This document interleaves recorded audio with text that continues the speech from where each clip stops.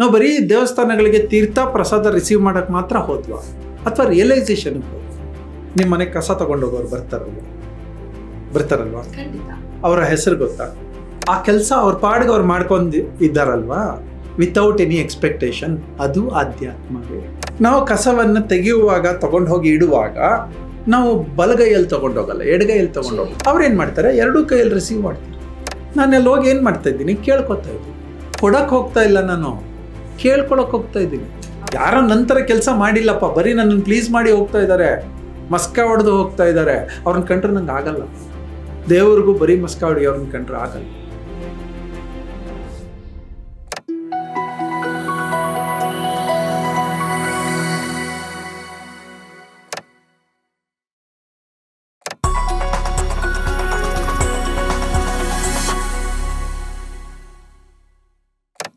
ನಮಸ್ಕಾರ, welcome to GSS ಮಾಧ್ಯಮ. ಇವತ್ತಿನ ನಮ್ಮ 4M ಸೀರೀಸ್ನಲ್ಲಿ ಅಂದರೆ management of mad monkey mind, ಇದರಲ್ಲಿ ಒಂದು ಅದ್ಭುತವಾದ ಕೆಲಸ ತಲೆಗೆ ಕೊಡುವಂಥ ವಿಚಾರ ಅಥವಾ ಸಬ್ಜೆಕ್ಟ್ನ ನಾವು ಮಾತಾಡ್ತಾ ಇದ್ದೀವಿ. ದಟ್ ಈಸ್ ಆಧ್ಯಾತ್ಮ. ಆಧ್ಯಾತ್ಮ ಅಂದ್ಕೂಡಲೇ ಓಕೆ ಚಾನಲ್ ಆಫ್ ಮಾಡೋಣ, ನಮಗೇನು ವಯಸ್ಸಾಗಿದೆಯಾ, ನಾವೇನೆಲ್ಲ ನೋಡ್ಬಿಟ್ಟಿದ್ದೀವ ಲೈಫಲ್ಲಿ, ಆಧ್ಯಾತ್ಮಕ್ಕೂ ನಮಗೂ ಆಗಬರಲ್ಲ ಅನ್ನೋ ಥರ ಏನೂ ಇಲ್ಲ. ಆಧ್ಯಾತ್ಮ ಏನು ಅನ್ನೋದನ್ನು ಅರ್ಥ ಮಾಡ್ಕೊಳ್ಳೋಕ್ಕೆ ಇವತ್ತಿನ ಕಾನ್ವರ್ಸೇಷನ್ನ ನಾವು ಮಾಡ್ತಾ ಇದ್ವಿ ಯೋಗಾತ್ಮ ಶ್ರೀಹರಿ ಅವ್ರ ಜೊತೆಗೆ.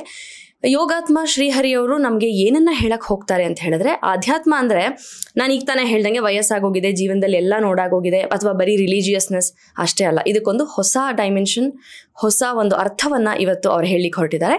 Very curious subject, very important subject. ಈ ಆಧ್ಯಾತ್ಮ ಎಲ್ಲರ ಲೈಫಲ್ಲೂ ಬೇಕೇ ಬೇಕು, ಇದ್ದೇ ಇರಬೇಕು. ಹಾಗಿದ್ರೆ ಅದು ಏನು? ನಾವೆಲ್ಲರೂ ಒಂದು ಒಳ್ಳೆ ಸಮಾಜದಲ್ಲಿ ಬದುಕಬೇಕು ಅಂದರೆ ಈ ಆಧ್ಯಾತ್ಮದ ಅವಶ್ಯಕತೆ ಖಂಡಿತ ಇದೆ. So let's explore what is the definition of new ಆಧ್ಯಾತ್ಮ ಫಾರ್ ಅವರ್ ಡೈಲಿ ಲೈಫ್. ನಮಸ್ಕಾರ ಸರ್. ಆಧ್ಯಾತ್ಮ, ನೀವೆಷ್ಟು ಆಧ್ಯಾತ್ಮದ ಒಳಗಿರುವವರು? ಪ್ರತಿ ನಿಮಿಷ. ಆಧ್ಯಾತ್ಮ ಅಂದ್ರೆ ಕಾವಿನೋ ಅಥವಾ ಬಿಳಿ ವಸ್ತ್ರನೋ ಹಾಕೊಂಡಿದ್ರೆ ಅದು ಡಿಪಿಕ್ಟ್ ಮಾಡತ್ತಲ್ವಾ? ಅದೊಂದು ಹೊಸ ಡೆಫಿನೇಷನ್ ಕೊಡೋಣ ಅಂತ.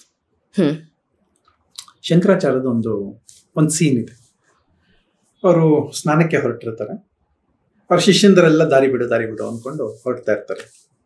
ಅಂದ್ರೆ ಅವ್ರಿಗೆ ದಾರಿ ಕೊಡಿಸ್ತಾ ಇರ್ತಾರೆ. ಎದುರುಗಡೆಯಿಂದ ಒಬ್ಬ ಬರ್ತಾನೆ, ಚಂಡಾಳ, ಅಂದ್ರೆ ಕೆಟ್ಟದಾಗಿ ಡ್ರೆಸ್ ಮಾಡ್ಕೊಂಡು ಬರ್ತಾನೆ. ಇವ್ರು ದಾರಿ ಬಿಡು ಅಂತಾರೆ. ಅವನಂತಾನೆ ಯಾವ್ದಕ್ಕೆ ದಾರಿ ಬಿಡ್ಲಿ? ನಾನು ಬಿಡಲ್ಲ. ಓಕೆ, ನಾನೇನಕ್ಕೆ ಬಿಡ್ಲಿ? ನೀನು ನಾನು ಒಂದೇ ತರ ಮೈ ಇರೋದು, ಒಂದೇ ತರ ಮನಸ್ಸಿರೋದು. ನೀನು made up of so and so, ನಾನು made up of so and so. ನೀನ್ ಏನ್ರಲ್ಲಿ ಗ್ರೇಟ್ ಅಂತ ಕೇಳ್ತಾನೆ ಶಂಕರಾಚಾರ್ಯರಿಗೆ. ಅವ್ನು ಕೇಳ್ತಾನೆ. ಶಂಕರಾಚಾರ್ಯಗೆ ರಿಯಲೈಸ್ ಆಗುತ್ತೆ, ನನ್ನ ಈಗೋವನ್ನ ತಿದ್ಲಿಕ್ಕೆ ಬಂದಿರೋ ನೀವು. ಕಾಲ್ ಮುಟ್ಟಿ ನಮಸ್ಕಾರ ಮಾಡ್ತಾರೆ. ಅದು ಆಧ್ಯಾತ್ಮ.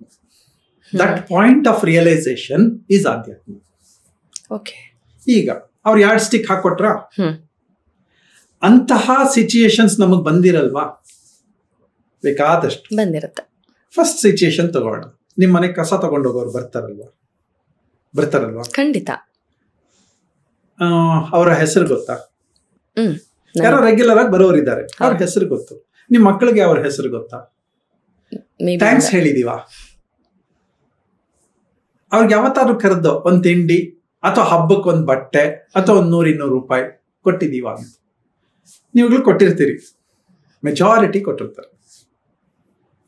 ಕೊಟ್ಟಿದ್ರೆ ಅವರೆಲ್ಲರೂ ಅಧ್ಯಾತ್ಮದಲ್ಲಿದ್ದಾರೆ ಅಂತಾನೆ ಅರ್ಥ, ನನ್ನ ಡೆಫಿನೇಷನ್. ಅಥವಾ ಶಂಕರಾಚಾರ್ಯರು, ಈ ತರ ಯಾರ್ಯಾರು ಇದ್ರು ಅವರೆಲ್ಲರ ಡೆಫಿನೇಷನ್ ಇದು. ಅಂದ್ರೆ ಈ ಕನ್ವೆನ್ಷನಲ್ ಆಧ್ಯಾತ್ಮ ಮೀರಿ there is a elevated thought and approach to it. ಆತ್ಮ, ಕಾನ್ಶಿಯಸ್, ಇಷ್ಟ ಅರ್ಥ ಆಗತ್ತಾ? ಕಾನ್ಶಿಯಸ್ ಲಿವಿಂಗ್ ಇಸ್ ಕಾಲ್ಡ್ ಆಧ್ಯಾತ್ಮ. Oh, you made it very simple. Conscious living ಅಂದ್ರೆ ಆಧ್ಯಾತ್ಮ. ಆಯ್ತಾ? ಇವ್ರಿಗೆ ಥ್ಯಾಂಕ್ಸ್ ಹೇಳದೇ ಇದ್ರೆ ಅವ್ರು ಬೇಜಾರು ಮಾಡ್ಕೋತಾರ? ಕಸ ತಗೊಂಡೋಗೋರ್ಗೆ ಥ್ಯಾಂಕ್ಸ್ ಹೇಳಿಲ್ಲಪ್ಪ, ಅವ್ರ ಪಾಡಿಗೆ ಅವ್ರ ಕೆಲಸ ಅವ್ರು ಮಾಡ್ತಾರೆ ಅಲ್ವಾ? ಆ ಕೆಲಸ ಅವ್ರ ಪಾಡಿಗೆ ಅವ್ರು ಮಾಡ್ಕೊಂಡ್ ಇದ್ದಾರಲ್ವಾ, ವಿತೌಟ್ ಎನಿ ಎಕ್ಸ್ಪೆಕ್ಟೇಷನ್, ಅದು ಆಧ್ಯಾತ್ಮವೇ. ಅವ್ರಿಗೆ ಸಂಬಳ ಕೊಡ್ತಾ ಇದ್ದಾರೆ, ನಿಮ್ಮಿಂದ ನನ್ನಿಂದ ಎಕ್ಸ್ಟ್ರಾ ಗೆಸ್ಚರ್ಸ್ ಏನು ನೋಡ್ಲಿಕ್ಕೆ ಹೊರಟಿಲ್ಲ ಅವರು. ಆದ್ರೆ ನಾವು ಥ್ಯಾಂಕ್ಸ್ ಹೇಳಿದ ತಕ್ಷಣ 2 ಆತ್ಮಗಳು ಖುಷಿ ಆಗತ್ತೆ. ಅವ್ರ ಎಲಿವೇಟೆಡ್ ಸೋಲ್ ಅಲ್ವಾ? ಖಂಡಿತ. ನಾವೇನ್ ಹೇಳ್ತೀವಿ, ಎಕ್ಸ್ಪೆಕ್ಟೇಷನ್ ಇಲ್ಲದೆ ಕೆಲಸ ಮಾಡು ಅಲ್ವಾ? ಭಗವದ್ಗೀತೆಯಲ್ಲಿ ಕೃಷ್ಣ ಹೇಳಿರೋದು ಎಕ್ಸ್ಪೆಕ್ಟೇಷನ್ ಇಲ್ಲದೆ ಕೆಲಸ ಮಾಡು, ಫಲಾಪೇಕ್ಷೆ ಇಲ್ಲದೆ ಕೆಲಸ ಮಾಡು. ಅವ್ರು ಸ್ಯಾಲರಿ ತಗೋತಾರೆ, ಎಕ್ಸ್ಟ್ರಾ ಎಕ್ಸ್ಪೆಕ್ಟೇಷನ್ಸ್ ಇಟ್ಕೊಂಡಿಲ್ಲ. ನಮ್ಮ ಮನೆಯ ಕಸ ನಮ್ಮ ಮಕ್ಕಳ ಕೈಲೋ ಅಥವಾ ನಾವು ತಗೊಂಡು ಹೋಗಿ ಅವರು ತೆಗೆಯುವ ಹಾಗೆ ನಾವು ತೆಗ್ದಿದ್ದೀವ? ಇಲ್ಲ ಅಲ್ವಾ? ವಾಶ್ರೂಮ್ಸ್ ಕ್ಲೀನ್ ಮಾಡ್ತಾರಲ್ವ, ನಮಗೆ ಅಲ್ಲಿ ಕೈ ಹಾಕ್ಲಿಕ್ಕೆ ಬೇಜಾರಿದೆ, ಆದ್ರೆ ಅವ್ರು ಬಂದು ಕ್ಲೀನ್ ಮಾಡ್ತಾರಲ್ವಾ? ಅಂದ್ರೆ ಅಸಹ್ಯಗಳನ್ನ ದಾಟಿದಾರಲ್ವಾ? ಇವರೆಲ್ಲ ಅಧ್ಯಾತ್ಮದಲ್ಲಿ ಇಲ್ವಾ? ಹೊಸ ಡೆಫಿನೇಷನ್ ಅಲ್ವಾ ಇದು? ಹೊಸ ಥಾಟ್ ಅಲ್ವಾ? ಖಂಡಿತ. ನರ್ಸ್ಗಳು ಬರ್ತಾರೆ, ಅವ್ರು ಹೇಗಾದ್ರೂ ಇರ್ಲಿ, ಯಾವುದೇ ಜೆಂಡರ್ ಇರ್ಬೋದು, ಆದರೆ ನಮಗೆ ಅಸಹ್ಯ ಆಗುವಂತಹ ಪೇಷಂಟ್ಗಳ ಅಸಹ್ಯಗಳನ್ನ ಅವರು ಆರಾಮದಲ್ಲಿ ತೆಗಿತಾರೆ. ನಿಜ. ಆ ಮನಸ್ಸಿನಲ್ಲಿ ಆ ಅಸಹ್ಯಗಳನ್ನ ಮೀರಿದ್ದಾರೆ, ಇವರು ಆಧ್ಯಾತ್ಮದಲ್ಲಿದ್ದಾರೆ ಅಂತ. ನಾವು ಕಸವನ್ನ ತೆಗೆಯುವಾಗ ತಗೊಂಡು ಹೋಗಿ ಇಡುವಾಗ ನಾವು ಬಲಗೈಯಲ್ಲಿ ತಗೊಂಡೋಗಲ್ಲ, ಎಡಗೈಯಲ್ಲಿ ತಗೊಂಡು ಹೋಗ್ತೀವಿ. ಹೌದು. ಅವ್ರೇನ್ ಮಾಡ್ತಾರೆ, ಎರಡೂ ಕೈಯಲ್ಲಿ ರಿಸೀವ್ ಮಾಡ್ತಾರೆ. ಹೌದಾ? Very right. ನಮ್ಮದೇ ಶೂ, ನಮ್ಮದೇ ಚಪ್ಪಲಿ ನಾವು ಸ್ಟ್ಯಾಂಡ್ಗೆ ಎತ್ತಿಡ್ಬೇಕು, ಎಡಗೈಯಲ್ಲಿ ಇಡ್ತೀವಿ. ಬಲಗೈಯಲ್ಲಿಟ್ಟು ಕೈ ತೊಳ್ಕೋಬಹುದಲ್ವಾ? ಈ ಸಣ್ಣ ಸಣ್ಣ ಜ್ಞಾನೋದಯಗಳಾಗತ್ತಲ್ಲ, ಇದು ಅಧ್ಯಾತ್ಮ. ಅಧ್ಯಾತ್ಮ ಅಂದ್ರೆ ಏನು? ಕಾನ್ಶಿಯಸ್ ಲಿವಿಂಗ್ ಅಂತ. ಅಂದ್ರೆ ಏನು? ನಾನು ಕಣ್ಣು ಮುಚ್ತೀನಿ, ಏನೋ ಒಂದು ವಿಷಯ ಯೋಚನೆ ಮಾಡ್ತಾ ಇದ್ದೀನಿ, ಒಂದು ವಿಷಯ ಹೊಳೆಯುತ್ತೆ, ಹೊಳೆದ ಮೇಲೆ ಆ ವಿಷಯವನ್ನ ನಾನು ಇಂಪ್ಲಿಮೆಂಟೇಷನ್ಗೆ ತರ್ತೀನಿ. ಇಂಪ್ಲಿಮೆಂಟೇಷನ್ಗೆ ತಂದ ಮೇಲೆ ನನಗೆ ಮತ್ತೆ ಸಮಾಜದ ನಡುವೆ ಒಂದು ಒಳ್ಳೆ ಕೊಂಡಿ ಆಗುತ್ತೆ.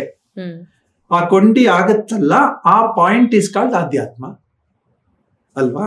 ರೈಟ್. ಈಗ ನನಗೆ ನಾನು ಕಣ್ಣು ಮುಚ್ಕೊಂಡಾದ್ರೂ ಇರ್ತೀನಿ, ಕಣ್ಣು ತೆಕ್ಕೊಂಡಾದ್ರೂ ಆ ಕೆಲಸವನ್ನು ಮಾಡ್ತೀನಿ. ಆ ರಿಯಲೈಸೇಷನ್ ಹೇಗ್ ಬೇಕಾದ್ರೂ ಬರ್ಬೋದಲ್ಲ. ನಿಜ. ಒಂದು ಹಾಡಿದೆ ಪಡುವರಳ್ಳಿ ಪಂಡವರು, ಕಣ್ಣು ಮುಚ್ಚಿ ಕುಳಿತರೆ ಕಾಣುವೆ ನೀ ಒಬ್ಬನೇ, ಕಣ್ಣು ಬಿಟ್ಟು ನೋಡಲು ಕಾಣುವರು 106 ಶಿವರು ಅಲ್ವಾ? ಹೌದು. ನಾವೇನ್ ಮಾಡ್ತಾ ಇದ್ದೀವಿ, ಎಲ್ಲೋ ಒಂದ್ ಕಡೆ ಹೋಗಿ ಲಾಕ್ ಆಗ್ಬಿಟ್ಟಿದೀವಿ. ದೇವಸ್ಥಾನದ ಒಳಗಡೆ ಹೋಗಿ ಲಾಕ್ ಆಗ್ಬಿಟ್ವಿ, ಮಠ ಮಂದಿರಗಳ ಒಳಗಡೆ ಹೋಗಿ ಲಾಕ್ ಆಗ್ಬಿಟ್ವಿ, ಎಲ್ಲ ಪ್ಲೇಸಸ್ ಆಫ್ ವರ್ಷಿಪ್ಪಿನ ಒಳಗಡೆ ಹೋಗಿ ಯಾವುದೇ ಧರ್ಮದವರಿದ್ರು ಲಾಕ್ ಆಗ್ಬಿಟ್ವಿ. ಅಲ್ಲಿ ಇದ್ದಾಗ, ಒಳಗಡೆ ಇದ್ದಾಗ ನಾವು ಅಲ್ಲಿಗೆ ದೇವ್ರ ಹತ್ರ ಏನೋ ಬೇಡ್ತಾ ಇದ್ದೀವಿ, ಹೊರಗಡೆ ಅಲ್ಲಿ ಕೂತ್ಕೊಂಡವ್ರು ಇನ್ನೇನೋ ಬೇಡ್ತಾ ಇದ್ದಾರೆ. ಈಗ ಅಲ್ಲಿ ಕೇಳಿದವ್ರು ನಮಗ್ ಕೊಟ್ರ? ಗೊತ್ತಿಲ್ಲ. ಕೊಡುವವರು ಇನ್ಯಾರೋ ಇದ್ದಾರೆ ಅಲ್ವಾ? ನಾವು ಬರೀ ದೇವಸ್ಥಾನಗಳಿಗೆ ತೀರ್ಥ ಪ್ರಸಾದ ರಿಸೀವ್ ಮಾಡಕ್ ಮಾತ್ರ ಹೋದ್ವಾ, ಅಥವಾ ರಿಯಲೈಸೇಷನ್ಗೆ ಹೋದ್ವಾ? ಮನಸ್ಸು ಪ್ಲೆಸೆಂಟ್ ಆಗ್ಲಿ, ಆ ಪ್ಲೆಸೆಂಟ್ನೆಸ್ಸಿನ ಒಳಗಡೆ ನನಗೆ ಏನೇನೋ ಗೊಂದಲಗಳಿದೆ, ಆ ಗೊಂದಲಗಳು ತೀರ್ಲಿ ಅಂತ ನಾನು ಹೋಗಿದ್ದೆ. ಕರೆಕ್ಟ್. ನಾನು ಅಲ್ಲಿ ಹೋಗಿ ಏನ್ ಮಾಡ್ತಾ ಇದ್ದೀನಿ, ಕೇಳ್ಕೊತಾ ಇದ್ದೀನಿ. ಕೊಡಕ್ ಹೋಗ್ತಾ ಇಲ್ಲ, ನಾನು ಕೇಳ್ಕೊಳಕ್ ಹೋಗ್ತಾ ಇದ್ದೀನಿ. ಹೌದು. Your approach of going to temple is very beautiful. ಈಗ ದೇವಸ್ಥಾನಕ್ಕೆ ಹೋಗಿ ನನ್ನ ಅಪ್ರೋಚ್ ಅದು, ಹತ್ತಿರದಲ್ಲಾದ್ರೂ ನಿಂತ್ಕೊಳ್ಳಿ, ಬಾಗ್ಲಾಚೆ ಆದ್ರೂ ನಿಂತ್ಕೊಂಡು ಕೈ ಮುಗಿದು, ಭಗವಂತ ಎಲ್ಲವೂ ಕೊಟ್ಟಿದ್ಯಪ್ಪ, ನೀನು ದೇಹ ಕೊಟ್ಟಿದ್ಯಾ, ಒಳ್ಳೆ ಆರೋಗ್ಯ ಕೊಟ್ಟಿದ್ಯಾ, ಹಣ ಕೊಟ್ಟಿದ್ಯಾ, ಎಲ್ಲ ವ್ಯವಸ್ಥೆಗಳನ್ನ ಕೊಟ್ಟಿದ್ಯಾ, ಸ್ನೇಹಿತರನ್ನ ಕೊಟ್ಟಿದ್ಯಾ, ಫ್ಯಾಮಿಲಿ ಕೊಟ್ಟಿದ್ಯಾ, ಬುದ್ಧಿ ಕೊಟ್ಟಿದ್ಯಾ, ಕೆಲಸ ಕೊಟ್ಟಿದ್ಯಾ, ಈ ಎಲ್ಲ ಕೊಟ್ಟಿರುವಾಗ ನಾನ್ ನಿನಗೋಸ್ಕರ ಏನ್ ಮಾಡ್ಲಿ ಹೇಳು ಅಂದ್ರೆ, ದೇವರು ಅನ್ನುವ ಕಾನ್ಸೆಪ್ಟ್ ಇದ್ರೆ ಪ್ರತ್ಯಕ್ಷ ಆಗಿ ನಿನ್ ಜೊತೆಲಿ ನಾನು ಇರ್ತೀನಿ ಅಂತ. ಯಾಕೆ ಅಂತಂದ್ರೆ, ಈಗ ನನ್ನ ಕಂಪನಿಯಲ್ಲಿ ನನ್ನದೇ ತರ ಕೆಲಸ ಮಾಡುವವರ ಜೊತೆ ನಾನು ಬದುಕಲಿಕ್ಕೆ ಇಷ್ಟಪಡ್ತೀನಿ.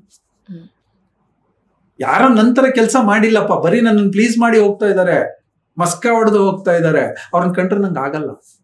ದೇವ್ರಿಗೂ ಬರೀ ಮಸ್ಕ ಹೊಡಿ ಅವ್ರನ್ನ ಕಂಡ್ರೆ ಆಗಲ್ಲ. ರಾಮಾನುಜಾಚಾರ್ಯ ಒಂದು ಇನ್ಸ್ಟೆನ್ಸ್. ಅವ್ರಿಗೆ ಅವ್ರ ಗುರುಗಳು, ನಿನಗೆ ವೈಕುಂಠಕ್ಕೆ ಸ್ವರ್ಗಕ್ಕೆ ಹೋಗುವ ದಾರಿಯನ್ನ ಹೇಳ್ಕೊಡ್ತೀನಿ, ನೀನ್ ಯಾರಿಗೂ ಹೇಳ್ಬಾರ್ದು, ಗುಟ್ಟಾಗಿಟ್ಟಿರ್ಬೇಕು, ನೀನ್ ಮಾತ್ರ ಅನುಭವಿಸ್ಬೇಕು, ಹೇಳ್ಕೊಡ್ತಾರೆ. ಅವನು ಹೊರಗಡೆ ಬರ್ತಾರೆ, ರಾಮಾನುಜಾಚಾರ್ಯರು ಹೊರಗಡೆ ಬಂದು ಆ ಗೋಪುರ ಹತ್ತುತ್ತಾರೆ, ಎಲ್ಲರನ್ನು ಕರೀತಾರೆ, ನೀವೆಲ್ಲರೂ ಬನ್ನಿ, ನನ್ನ ಗುರುಗಳು ನನಗೆ ಇಂಥದ್ದೊಂದು ವಿದ್ಯೆ ಕಲ್ಸ್ಕೊಟ್ಟಿದ್ದಾರೆ, ನಿಮ್ಗೆಲ್ಲರಿಗೂ ಹೇಳ್ಕೊಡ್ತೀನಿ, ನೀವು ಹೋಗ್ತೀರಂತೆ. ಆ ಪಾಯಿಂಟ್ ಇದೆಯಲ್ಲ, ಆ point of realisation, point of ಹಂಚುವಿಕೆ, ಅವ್ರಿಗೆ ನಂಗೇನೋ ಸಿಕ್ಬಿಡ್ತಪ್ಪ ಭಂಡಾರ, ನಂಗೊಂದು ಸ್ವರ್ಗ ಸಿಗುವಂತ ದಾರಿ ಸಿಕ್ತು, ಅದಕ್ಕೆ ಹೋಗುವಂತ ದಾರಿ ಸಿಕ್ತು, ನಾನೊಬ್ನೇ ಯಾಕೆ ಹೋಗ್ಲಿ, 10 ಜನನ್ ಕರ್ಕೊಂಡು ಹೋಗ್ತೀನಿ. ದಟ್ ರಿಯಲೈಸೇಷನ್ ಇಸ್ ಕಾಲ್ಡ್ ಆಧ್ಯಾತ್ಮ. ರೈಟ್. ಪಾಯಿಂಟ್. ನಾನು ಹೋಟೆಲ್ಗೆ ಹೋಗ್ತೀನಿ, ಹೋಟೆಲ್ಗೆ ಹೋದಾಗ ತಂದು ಕೊಡ್ತಾರೆ, ನಾವು ಆರ್ಡರ್ ಮಾಡ್ತೀವಿ, ಅವ್ರು ಯಾರೋ ಸಪ್ಲೈ ಮಾಡ್ತಾರೆ, ತಂದು ಕೊಡ್ತಾರೆ. ಮೊದಲನೇದು ನಾನೊಂದು ಸ್ಮೈಲ್ ಕೊಟ್ರೆ ಅವನು ಎರಡನೇ ಸ್ಮೈಲ್ ಅವ್ನು ಕೊಡ್ತಾನೆ. ಆ ಪಾಯಿಂಟ್ ಆಫ್ ಮ್ಯಾಚ್ ಇದೆಯಲ್ಲ, ಅದು ಆಧ್ಯಾತ್ಮ. ಆಮೇಲೆ ಖುಷಿ ಆಗತ್ತೆ. ಬಿಲ್ ಅಂದ್ರೆ ಬಾರ್ಗೇನ್ ಮಾಡದೆ ಬಿಲ್ ಕೊಡ್ತೀವಿ. ಅದಾದ್ಮೇಲೆ ಅವ್ರಿಗೆ ಏನೋ ಒಂದು ಟಿಪ್ಸ್ ಕೊಡ್ತೀವಿ, ಅವ್ರಿಗೊಂದು ಖುಷಿ ಆಗುವಷ್ಟು ಒಂದು 5 ರೂಪಾಯಿ 10 ರೂಪಾಯಿ ಟಿಪ್ಸ್ ಕೊಡ್ತೀವಿ. ಕೊಟ್ಮೇಲೆ ನಾನೊಂದು ಥ್ಯಾಂಕ್ಸ್ ಹೇಳಿ ಬರ್ತೀವಿ. ಆ ಥ್ಯಾಂಕ್ಸ್ ಹೇಳುವಿಕೆ ಇದೆಯಲ್ಲ, ಅವನಿಗೆ ಖುಷಿ ಆಗತ್ತೆ, ನಂಗೆ ಅವನು ಖುಷಿ ಆಯ್ತಲ್ಲ ಅಂತ ನಂಗೆ ಖುಷಿ ಆಗತ್ತೆ. ಈ 2 ಆತ್ಮಗಳು ಮಿಲನ ಆಗತ್ತೆ, ಅದು ಆಧ್ಯಾತ್ಮ. ಬ್ಯೂಟಿಫುಲ್.